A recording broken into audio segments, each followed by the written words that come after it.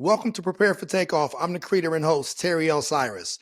We're the podcast dedicated to amplifying Black excellence. Every week, we sit down with a proven professional or a rising entrepreneur. This week, we're sitting down with Synfoni Bailey-Green, principal of Northeast Collaborative Architects. Synfoni, what's going on? Very good to be here. I'm glad that you gave us some of your time. I know you have a busy schedule.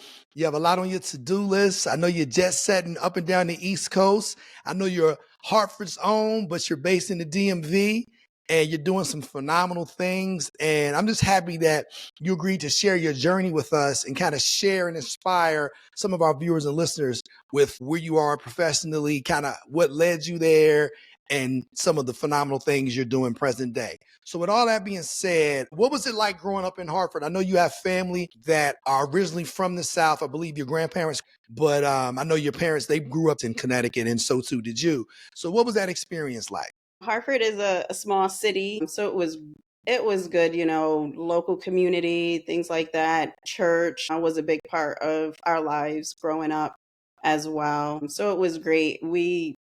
By the end of elementary school, I literally lived across the street from my grandparents. So it was like after school over there getting food. My grandfather was a great chef. So, growing up in Hartford was a good experience where it wasn't too large of a city, but not too small of a city. So being able to be involved in different things. In high school, I was in a program called Upward Bound, where in the summer you lived on Trinity College campuses, you took classes, and during the school year, you got, college or just regular, school support and help and such. So I think that was very beneficial, to help with further in life and discipline and study and understanding the world, because we did all the classes, and the teachers were teachers or professionals or in the grits of things. So that was a wonderful experience too. I think you had a lot of foresight that maybe some of your peers didn't have, to the point where you didn't want to limit your exposure to Hartford, Connecticut. You wanted to venture into other parts of the country. As I mentioned, your grandparents are from the South, and I think you spent some time in the South before transitioning to the South for college. So what led you to making those transitions as far as just that exposure and curiosity, if you will, about what took place in different regions of the country? Yeah, I think a lot of that led to my parents. In the summer, we would do a trip, whether it was to Virginia or somewhere else. So we got to see different places. And then also, although I grew up there, I do not like the cold. I really don't like the snow, although we got too much snow here in DC this year. So for me, it was also, okay, where can I go where that is limited, more warmer weather, and things like that, and just being able to go out and see more things and see more, more of the world and experience the different atmospheres, but also the different paces. I was saying in college, I had some friends that were from New York, so I would go visit them sometimes, or from DC. And so just seeing, the different sizes of the cities and how they operated also, fed that curiosity. What led to you deciding to go to Hampton University? I know between Hampton and Howard, they say we're the real HU. No, we're the real HU. And I spent time on both campuses, having done a lot of HBCU outreach for a number of different companies, such as HBO, AMC Networks, etc. So what led you to making that decision? So with that, I would say I think I was a sophomore or junior in high school, and there was a Black college tour. It was a group of teachers, and they led one. They took I think it was like, one of those 55-foot coach buses. And we did multiple. I think we did about 10 colleges during the course of a week. And so we visited multiple, including Howard, Hampton. We went down to A&T, and different things. And so I think the size of Hampton I really liked, and the location was, I think, the biggest thing for me. I felt something like an A&T was too huge. Howard, I don't know, I just wasn't really feeling it with the location and such. But Hampton was the one that kind of stuck out at me.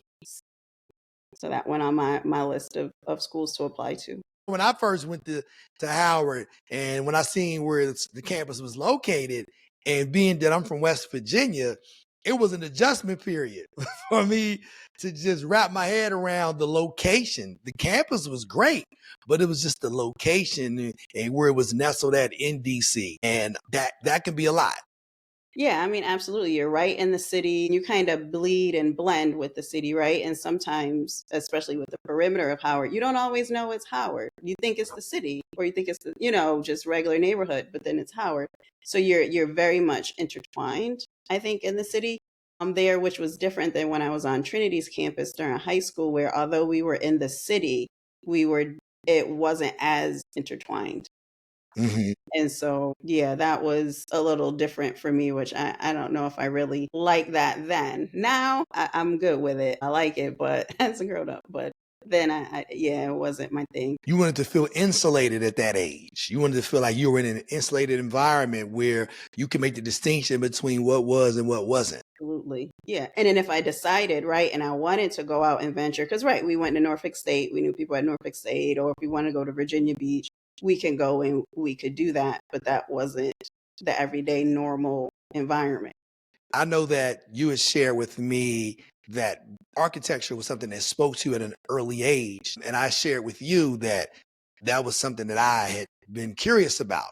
But then once I realized it had a lot of math, I was like, maybe this isn't for me. And for you, you excelled at math. So talk us through what led to you exploring a career in architecture.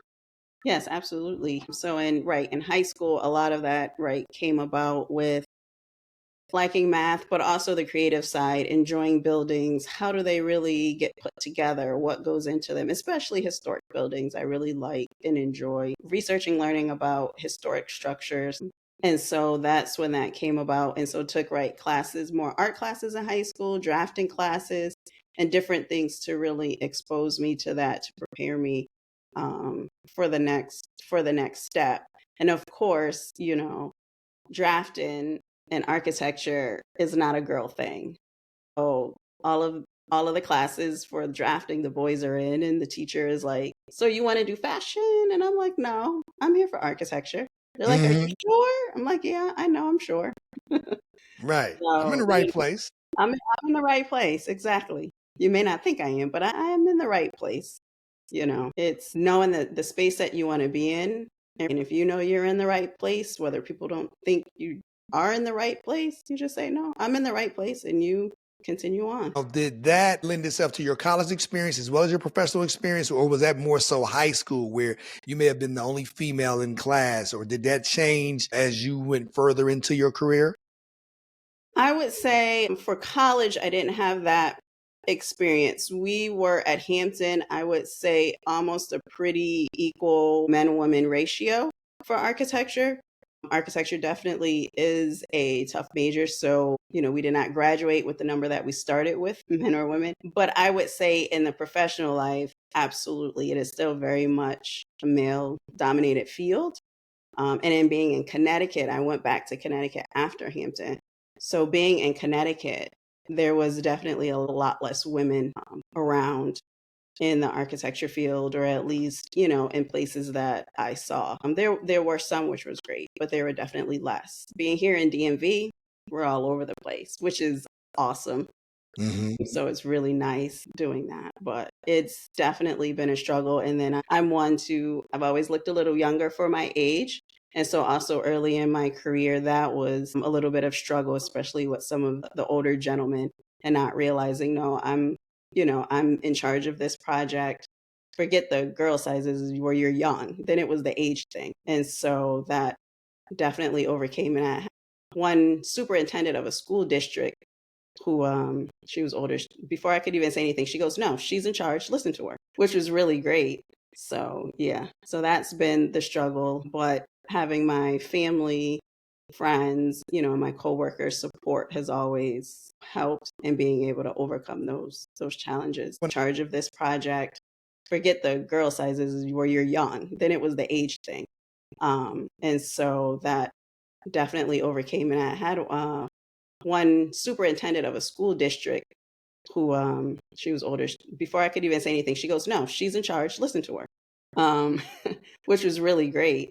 So yeah, so that's been the struggle. But having my family, friends, my coworkers support has always helped and being able to overcome those challenges. You answered the question without me even asking. Family, friends, you had a support system. And I'm certain that you felt as though you were doing something that you were passionate about. We're always encouraging people to walk in their purpose on purpose. And this is something that you wanted to do dating back to your high school years. So no matter what that came with, I'm sure you were up for the challenge. I think a lot of times people, when they find themselves doing something professionally, a lot of times they throw in the proverbial towel because it's not something they really want to do anyway. And I'm certain that whether or not they thought you were too young or it wasn't enough females involved in the project, I'm certain that that passion helped further fuel that flame internally. So kind of talk us through the importance of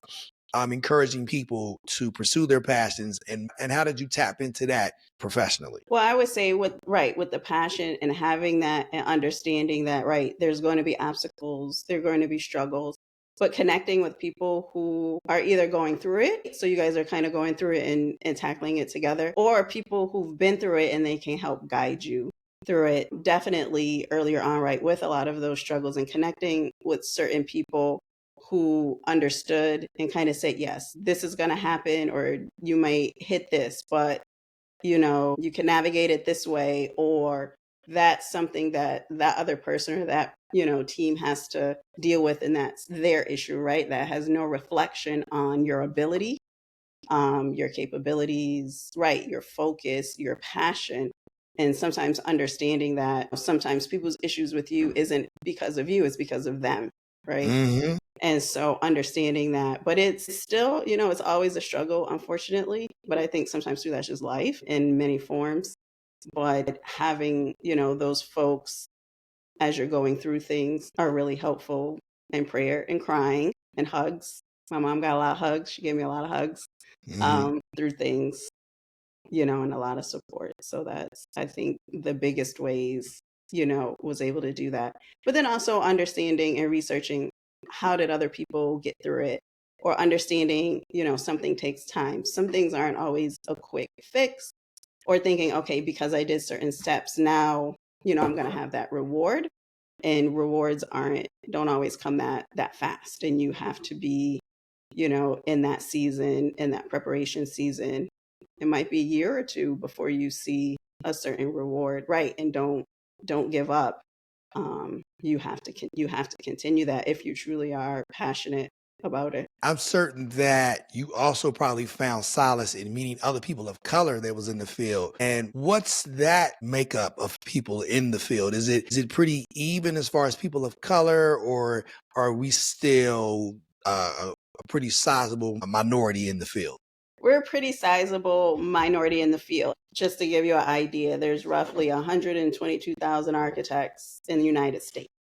There's roughly 2,600 Black architects in the United States. And there's roughly 632 Black women architects in the United States. Wow. So, and when I decided to become an architect, I knew it was a guy field. I knew it was mainly a white male field. But I said, okay, I'm going to continue. But realizing the numbers and the impact, I didn't know that then. And as, continued in the career, realized what the big difference is.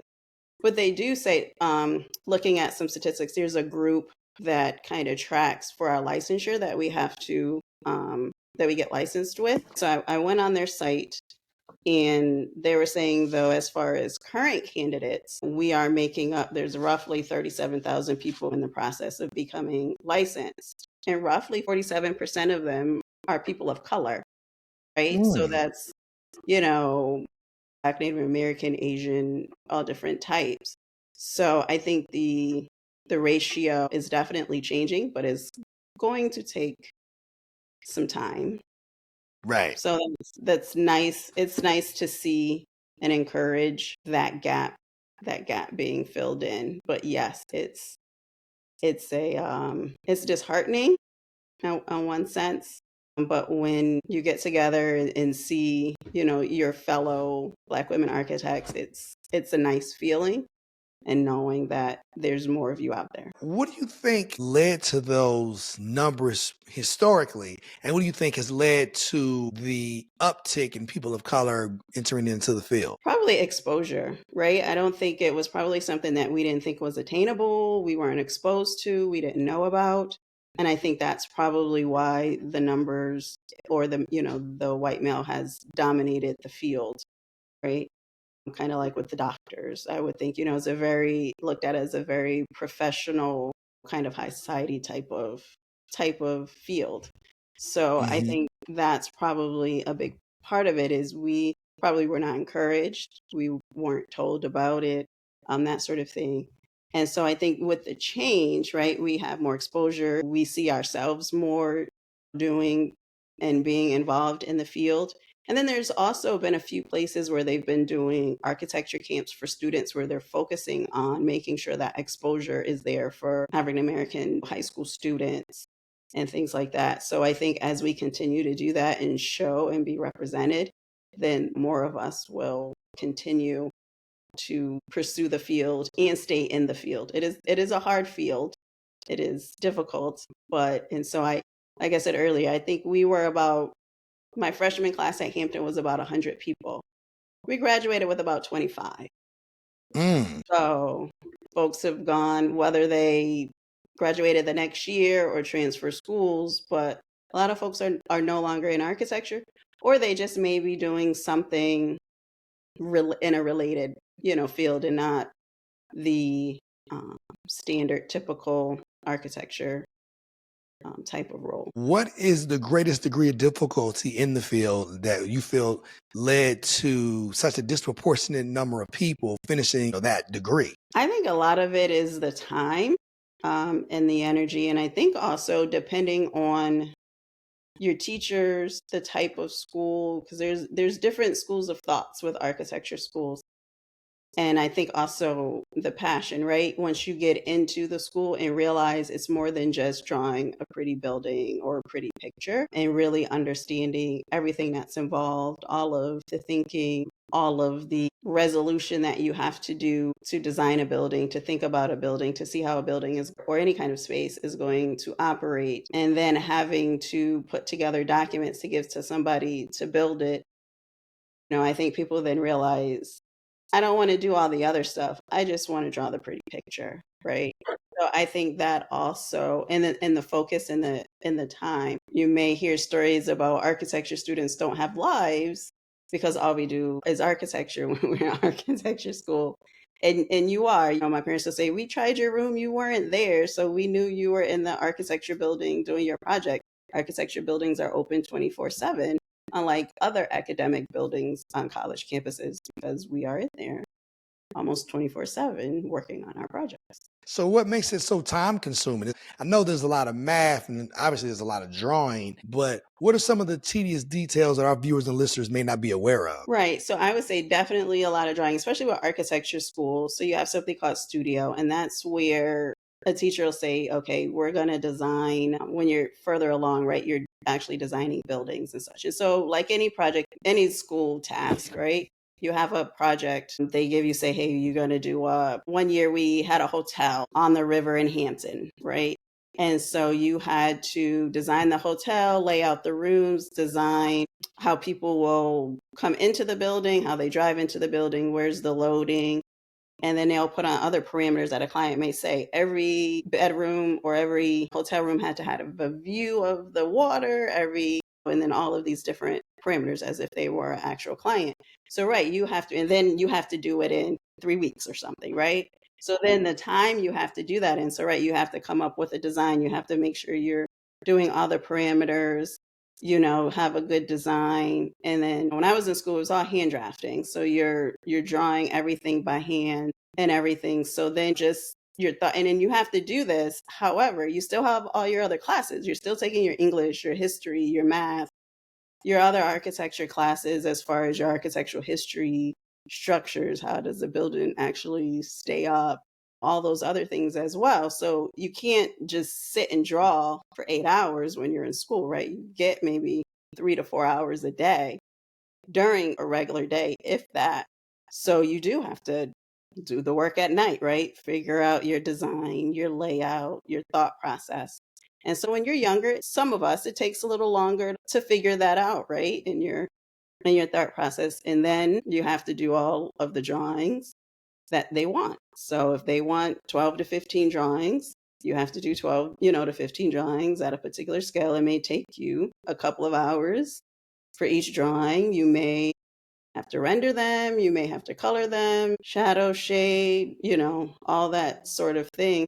And then usually within that full project time, you might, your teacher's coming around, you're explaining to them your project, your design, and they're giving you ideas, they're giving you tweaks. So then you're making changes. So you don't really work on you wait and make sure all of those tweaks are developed and thought through, and then you work on your final set of documents. So it takes time. So in school, it's definitely um, a struggle if you don't know how to manage your time. If you're very good at time management and working out your schedule and when you can do your work, then it works out better for you. I did a little better with my time management, so I wasn't always up all the time. But some people, they did their other classes, they hung out with their friends, and then they didn't start doing their work till 9, 10 o'clock at night. And that was their process. So that's the other thing that I think architecture school really teaches you is your time management, your ability to focus, and understanding for you as well what times of day work best for you as far as your thinking, right? When is your brain the most attentive to when you can do your design work? I commend you to not just be in the field of architecture, but to actually be a principal at a company. That in and of itself, I'm certain, is a lower percentage of women and people of color. Is that a safe assessment? Yes, I would absolutely say that is a safe assessment that is growing.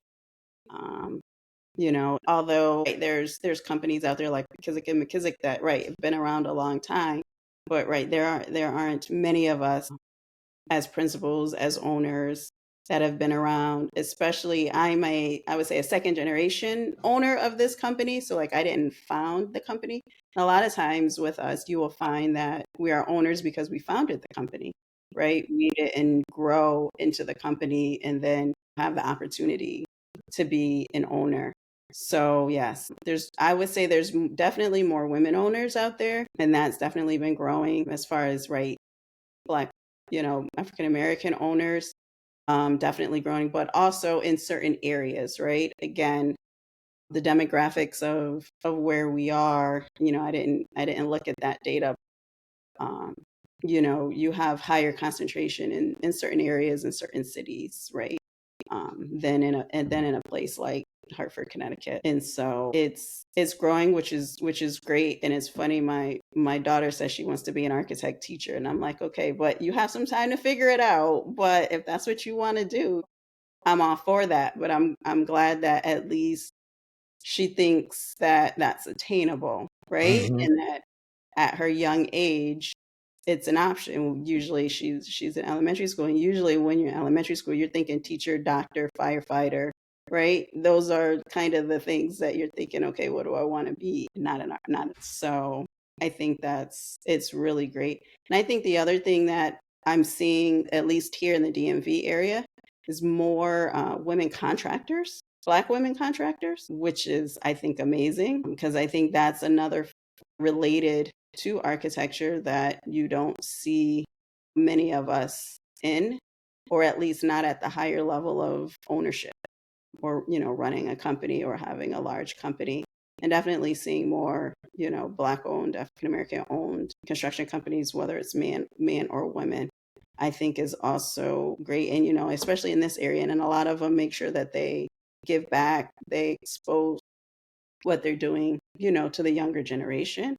So I think that also lends itself to, right, how do we fill the gap? And that's how the gap, of the percentages of having more of us in the field is coming about.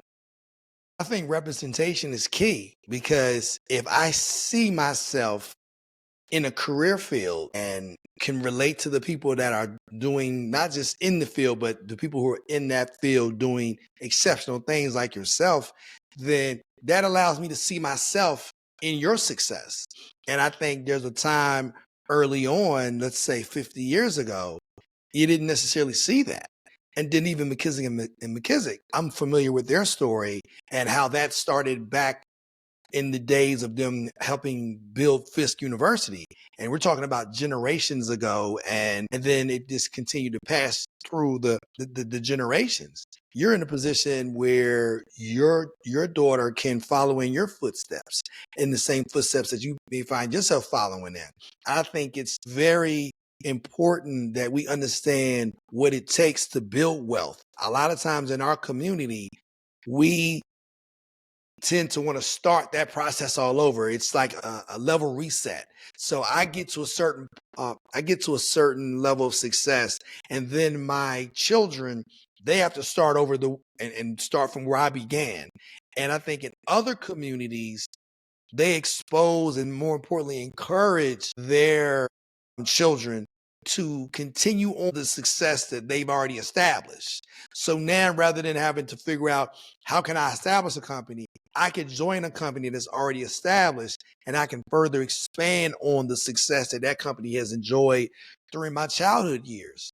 And now it's a lot easier to build something that already has that foundation. Although you're in the DMV, you haven't forgot your roots, and you're still doing some great work in Hartford, Connecticut, in particular with the YWCA. So talk us through some of the work you're doing with the YWCA Hartford Region and some of the endeavors you're involved in. It's been wonderful working with the YWCA Hartford Region on their Center for Racial Justice and Equality, and bringing that space back into a very warm, welcoming, inviting space that really embodies their mission. So realizing that you're from Hartford, what has that experience been like to give back to the community in such a way? Yeah, that's been great, because giving back to the community for me is very important. And that's some work that for me was like, okay, great. I know that building. So being able to work with them and their team and their mission.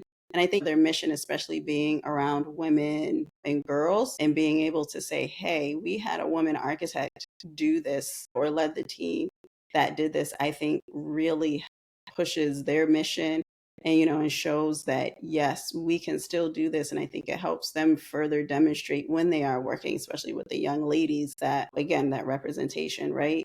That you can do this. This is an area you should consider if you have a passion for it, or any other kind of STEM field that you have interest in. And I think with the STEM and the girls, it's very important. I also think that continuing with that representation throughout elementary school, middle school, high school, and changing what they're exposed to. Okay, my daughter's exposed to architecture, she's exposed to this, but also what else can she be exposed to? She loves arts, is very creative. So one thing I like about my daughter's school is a very multicultural school. It's a charter school. But they still have, and one of the reasons why when I was looking at schools, I liked it. One, they still had sports at the middle and the high school level, which not all schools do. And they have music, art, dance, and fitness still at the elementary school, which not all schools have. But they do every year, their fifth grade does a performance. And so they do like the Wiz or Wicked or whatever that they do. And so the kids sing, they act, they dance. But not only that, they broadcast everything on YouTube. And so the folks that are running the cameras and stuff to broadcast for YouTube are all kids. They're the middle school students, because she's in a K through a pre-K through 12 multi-campus type of charter school. But right, they've got the third, the fourth, the middle school kids running the cameras, learning the behind the scenes, got their little headsets on saying, okay, switch to this camera, switch to that camera, exposing kids to behind the scenes of whether it's production, architecture, or other kinds of fields. I think in addition to the field, right, they get a nice view, an overall view of understanding what's involved in that exposure. And I think them learning that also helps their interest and see, okay, I like entertainment or I like architecture, but I may not necessarily want to do this part of architecture. Learning and knowing all of the facets of it, then they realize, okay, I can do this piece over here, or right, I could do some behind the scenes with entertainment if I don't want to be the actor, but I want to be able to still be on set, direct the actor or whatever, or do the cameras or have a role in that. And so exposing kids to not just the public face of a profession, but all of the background and things of the things that you can be and still be in that profession and still be able to do the passionate things that you want to do, I think is very important. I wanted to thank you for giving us so much of your time, and I wanted to give you the opportunity to leave us with 3 things that you feel will help our viewers and listeners prepare for takeoff. Well, thank you very much for having me as well. It's been a pleasure talking with you. I would say definitely understanding, right, and knowing that your interests, your focus, your passion, and being able to say, hey, that's what I want to do, and saying, I need to learn more about it. I want to grow on that. And reaching out to people, groups in those fields, in those areas, and connecting with them, learning from them, growing from them.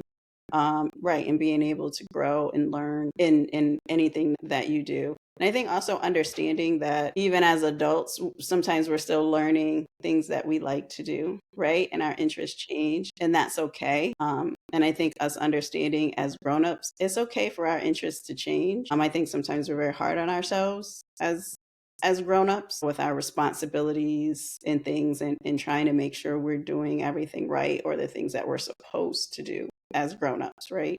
And so I think sometimes giving ourselves a little slack and knowing that this changed, but I'm going to figure this out. I'm still moving in the proper path. The other thing is also having support, whether it's family, friends, in-laws, godparents, whomever, I think is another piece of being able to do the things that we want to do and feeling that love and support and being able to have that confidence in ourselves to be able to do things. Everything is kind of tapped together there, learning, the research, the support, and understanding your focus, your passion. I think those are the big things. And it's okay to be afraid. I guess that's the last one. It's okay to be afraid. I'm not a huge, I'm the only girl. I have 2 brothers, an older one and a younger one. The younger one is he's going to go try something. You've got a new food. He's doing it. He's whatever. I'm like, I don't know what's in it. What's this? What's that? I'm a little bit more cautious before I try something, so I'm not a huge risk taker in certain instances. But I've learned after being an owner and doing other things, being a single mom, I'm a much bigger risk taker than I thought I was. So not being afraid to take risks and such, I think is another one in that it's okay to do that.